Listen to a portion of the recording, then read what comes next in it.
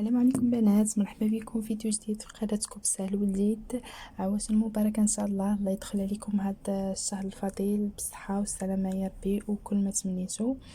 اليوم غادي نشارك معكم واحد التحلية اللي جد رائعة لقمة القاضي او العوامة كبديل للشباكية او السانتير او جميع الحلويات اللي كتكون في المائدة الرمضانية. فسهلة التحضير ولذيذة بزاف. فان شاء الله غادي نبداو بالمقادير. غادي نحتاج واحد الكاس ديال الدقيق، 2 معالق ديال النشا، معلقه ديال السكر وساشي ديال لافاني، 2 معالق ديال الزيت، 3 معالق ديال الحليب سائل، 2 معلقه كبيره ديال الخميره الفوريه، ملعقه صغيره ديال خميره الحلويات وواحد القليل من الملح. هنايا انايا خديت كميه قليله درتها بالنسبه غير لشخصين فقط، وانني قلت في النيه ان غادي نبقى نديرها زعما كل اسبوع لانها نهائيا ما كتاخذش الوقت. فبالنسبه للناس اللي باغيه ديرها العائله كبيره ولا تضاعف الكميه، وغادي نخلي لكم المقادير كامله في صندوق الوصف باش الناس اللي بغات تضاعف الكميه تجيها سهله. فخديت هذيك النواشف كاملين. في الاول خديت المعلقه من الخميره الفوريه ودرتها في قليل من الماء الدافئ وحوضتها جنب، ومن بعد خديت هذوك النواشف كاملين، الدقيق، النشا، السكر، ملعقه صغيره من الخميره الحلويات اي ما يعادل 8 غرام كيس واحد، وساشي ديال لافاني وقليل من الملح، وخلطتهم. ومن بعد زدت 2 معالق ديال الزيت و3 معالق حليب سائل. يمكن لكم الا كان عندكم حليب بودره ديروه فكيكون افضل، الا ما كانش ماشي مشكل، فانا خديت غير بالحليب العادي. صافي من بعد كنضيف هذيك الخميره اللي درتها في الماء الدافئ وصافي. الا كان الخليط محتاج الماء لانه كيف ما كتعرفوا الدقيق النوعيه ديالو كتختلف من واحد لاخر، فكتضيفوا شويه الماء. انا هنايا تقريبا خدا لي 4 كاس غير هذاك اللي درتو في الاول مع الخميره، ما زدتش عليه. كيف ما كتشوفوا بقيت كنخدمها مده واحد 4 دقائق باش هذيك العجينه ترطب لي، انها تكون خفيفه لينه. وصافي غادي ندير واحد الكيس ديال الغذائي وندير منديل ونخليها تختمر الوقت الكافي. فمن الاحسن تخليوها الوقت الكافي انها تختمر على حسب الجو كيف عندكم.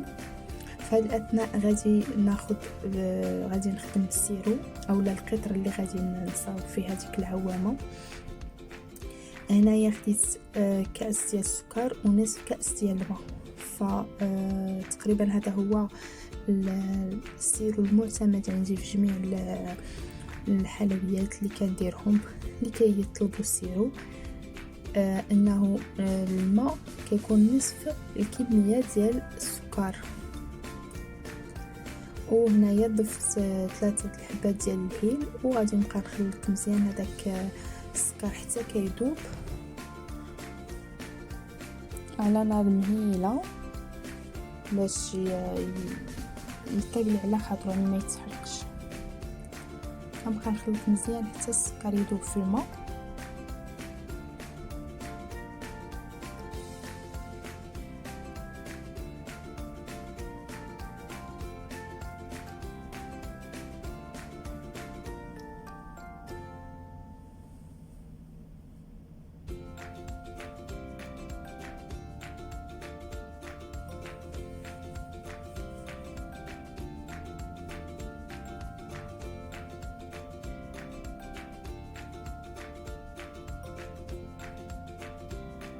من بعد ما كيف ما كتشوفوا هذوك الفقاعات بداو يبانوا، غادي نزيد واحد الطرف ديال الحامض وملعقه ديال ماء الزهر لتنسيب هذا القطر. الا ما كانش متوفر لكم الزهر ماشي مشكل، ولكن من الافضل انه ديروه لانه كيعطي واحد النكهه رائعه للقطر.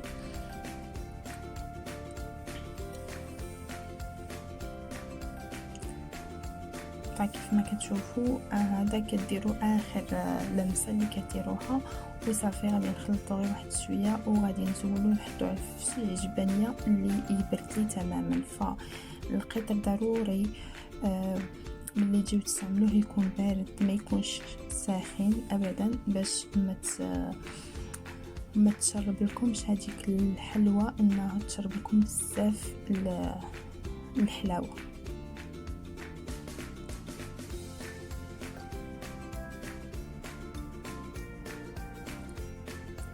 صافي هنايا اصبح جاهز عندي، ما كياخذش نهائيا الوقت، وتقريبا هذا هو المعتمد اللي كنديروا جميع كما قلت لكم الحلويات.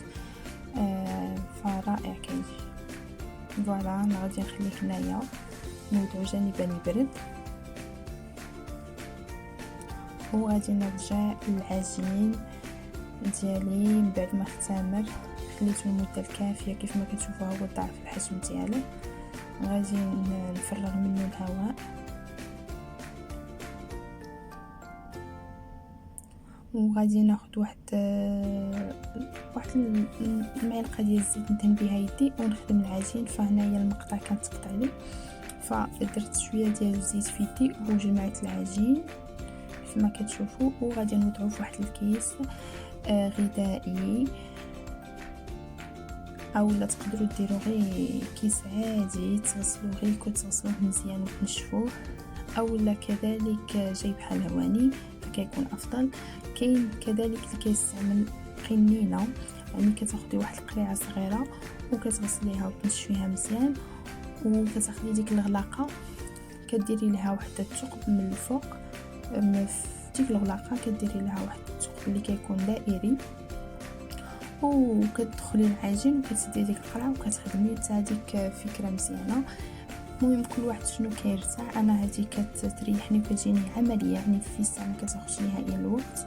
هنايا دخلت العجين وفرغته من الهواء وقطعت هذاك الجنب الفوق بالمقص وصافي. هنايا غادي ناخذ المقلاة، وضعت فيها الزيت وخليته سخن مزيان، فكيخص يكون الزيت سخون. وكيف ما كتشوفوا غادي نبقى نخرج العجين ونقطعها بالمقص مره هذاك المقص غادي نبقى ندهنه بالزيت باش ما تلصقليش فيه العجينه وتسهل عليا الخدمه. صافي هكذا، وكنبقى ضروري تقبلوه لانه في الساعه ما كياخذش نهائيا الوقت، في الساعه كيطيب. فهذاك الشيء علاش قلت لكم زعما تحليه في الساعه كتوجد مناسبه للنساء موظفات اللي ما يقدروش يصوبوا الشباكيه، ما عندهمش الوقت، او لا لا يحسنون، او لا اللي ما كيعرفش بحال انا ما كنعرفش نهائيا كيف ندير نصايب الشباكيه بوحدي. فهذه اختيسها بديل انه تحليه ضروري. كيف ما كتعرفوا في المائده الرمضانيه يكونوا تحليات بحال هذا الشكل هذا، ولذيذه صراحه، كتجي زوينه بزاف وما كتاخذش الوقت، يعني في الساعه كتوجد وتقدر تستعملها انه يمشي زعما فوقاش ما سالت الكميه تقدر تصاوب كميه جديده بسرعه. فكيف ما كتشوفوا هنايا ما خداتليش الوقت، في الساعه زولتها غير كتاخذ داك اللون الذهبي. غادي نزولها ونحطها في واحد الشبيكه تنشف تستقطر مزيان من الزيت وصافي. كنبقى مقابلتها غير بالنسبه انايا هنايا كيف ما كتشوفوا الكاسرونه عندي صغيره، فشي مرات كانوا ملي كنت كنقطع وندير الكرات شي مرات كانوا كيلصقوا لي. فحاولوا الا كنتو غادي ديروا مقله اللي تكون كبيره فراه ما غاديش تلقاو مشكل، ولكن الا كانت صغيره كيف ما كتشوفوا فحاولوا بالسربه اون فوا تقطعوها تبعدوهم باش ما يلصقوا لكمش. كيف ما كتشوفوا غادي تسبع لكم في المقطع واحد اللقطه واحد جوج نسقوا، فحاولوا في الساعه تقطعوا فحاولوا تاخذوها بعين الاعتبار باش ما ديرلكم شي مشكل. فوالا ها هي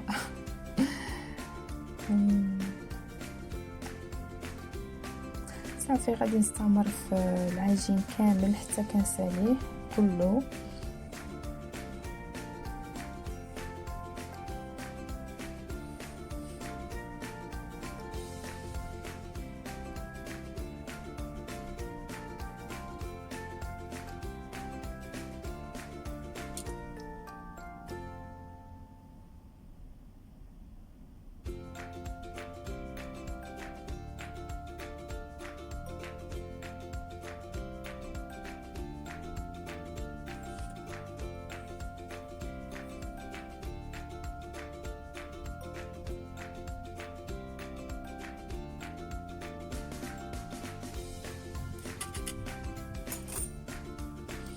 صافي هنايا ملي ساليت الكميه فهذه هي الكميه اللي عطاتني تقريبا كامله. وصافي غادي من بعد ما قطرتها مزيان الزيت غادي ناخذها نديرها في داك القطر، وكنبقى نحاول نفندها كامله في هذاك السيرو من جميع الجوانب. وصافي يعني ها هي وجدت لي، ما خداتليش نهائيا الوقت.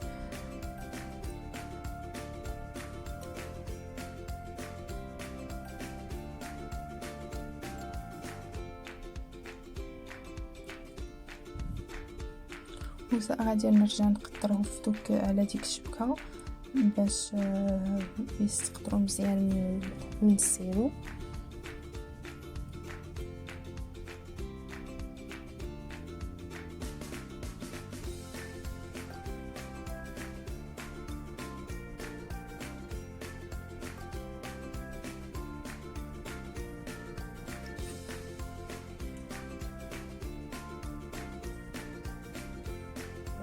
صافي حتى كنكمل الكميه الكامله اللي عندي. وبهاد السرعه هذه كتكون وجدت لي لقمه القاضي اولا العوامه. فنتمنى البنات تعجبكم هاد الوصفه وتجربوها وتردوا عليا الخبر. ان شاء الله نتلاقاو في فيديو جديد.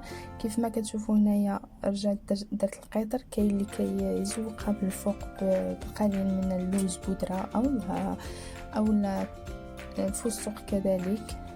وبصحه وراحه. نتمنى انها تعجبكم. شاركوها مع الاصدقاء ديالكم وما تنساوش تدعموني بزر الاشتراك واللايك، ونتلاقاو في فيديو مقبل ان شاء الله. عواشر مباركه.